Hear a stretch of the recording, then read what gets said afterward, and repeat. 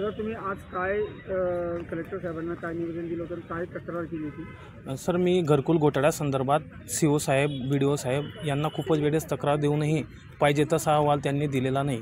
BDO साहेबांनी चुकीचा अहवाल दिल्यामुळे, एकतर्फी अहवाल दिलेला आहे, पूर्ण एकतर्फी अहवाल दिल्यामुळे मी कलेक्टर साहेबांना भेटायला आलो होतो.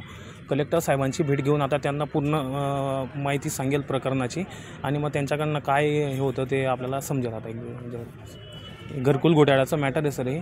याच्यात सरपंच आणि ग्रामसेवक यांनी मिळून जाणून बुजून केलेलं हे घरकुल घोटाळ्याचं प्रकरण आहे. यांनी सरपंचाच्या सासूंनी एक विटही न रचताना पूर्ण अनुदान लाटलेलं आहे घरकुलाचं. आणि जेव्हा मी तक्रार केली त्यांनी तेव्हा ते असे उडाउडीचे उत्तरं देऊन ते पैसे त्यांनी वापस केले. जर मी अर्ज केला नसता किंवा हे केलं नसतं तर मग त्यांनी ते पैसे पूर्णच्या पूर्ण लादण्याचा हा प्लॅन होता. याच्यात पूर्ण पंचायत समिती वगैरे पूर्णचं पूर्ण त्यांचं पाठराखण करते सर. त्यांनी पूर्ण एकतर्फी अहवाल दिलेला आहे. म्हणजे इंजिनियर साहेब सांगतो की मी आला असता मला लाभार्थीने घर दाखवलं.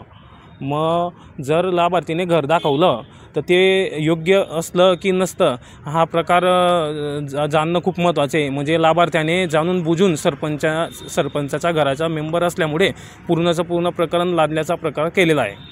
काय प्रकरण आहे नेमकं हे, म्हणजे ते आम्हाला कळेल का काय प्रकरण? सर, हे नेमकं काय माहिती आहे का की सरपंचाच्या सासू आणि सदस्याची आई यांनी म्हणजे घरकुलचं फाईल बनवून घरकुल लादलेलं आहे पूर्णचं पूर्ण. आणि याच्यात या प्रकरणात सरपंच सुनबाई, सदस्य मुलगा आणि लाभार्थी सासू असा हा प्रकरण आहे.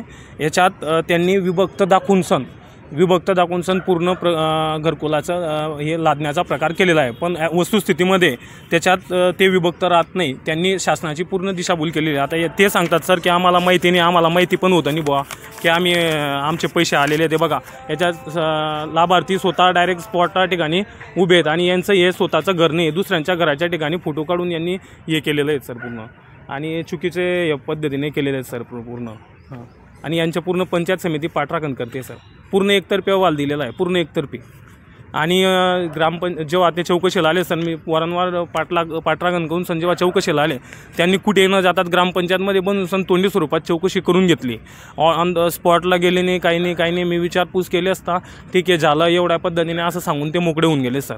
तुमची काय मागणी आहे? मला काही नाही सर, मला फक्त न्याय भेटला पाहिजे. न्याय नाही भेटला तर काय अर्थ नाही सर. मग या कायदा कानूनवर विश्वास कोणाचा असणार आहे?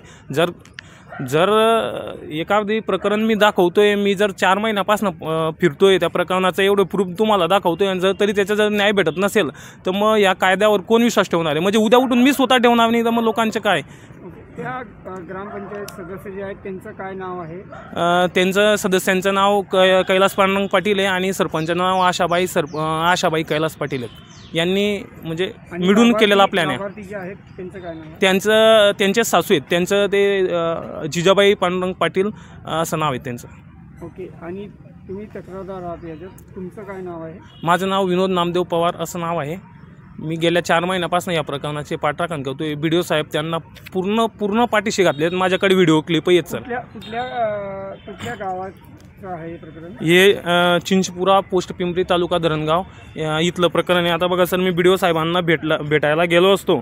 BDO साहेब असे उडाउडीचे उत्तरं देतात. म्हणजे जर कोणी एक अर्जदार जर कोणी त्याच्या हे करत असेल तर पूर्ण उडाउडीचे उत्तरं देऊन हे करतात सर.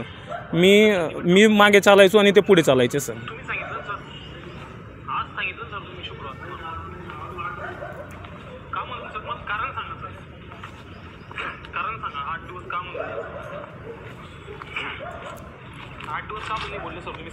आता याच्यात काय सर, मला BDO साहेब सांगायचे की या तुम्ही सोमवारी या. मग मी सोमवारी गेल्यानंतर मग BDO साहेब जाणून बुजून शुक्रवारचं नाव सांगायचे. मग शुक्रवारी गेलो का मग सोमवारीचं नाव सांगायचे आणि सोमवारी गेलो का मग शुक्रवारचं नाव सांगायचे. सर, मी एका दिवशी गेला असता, मला त्यांनी सांगितलं की थांबा आज तुम्हाला संध्याकाळपर्यंत भेटून जाईल. मी 5 वाजेपर्यंत थांबलो सर. 10 वाजेपासून 5 वाजेपर्यंत थांबल्यानंतर मला BDO साहेबांनी हे उत्तर दिलं की आम्ही 8 दिवसांनी देऊ. मग म्हणजे पूर्णपणे वेळ काढूपणा चालू आहे सर प्रशासनाचा. धन्यवाद.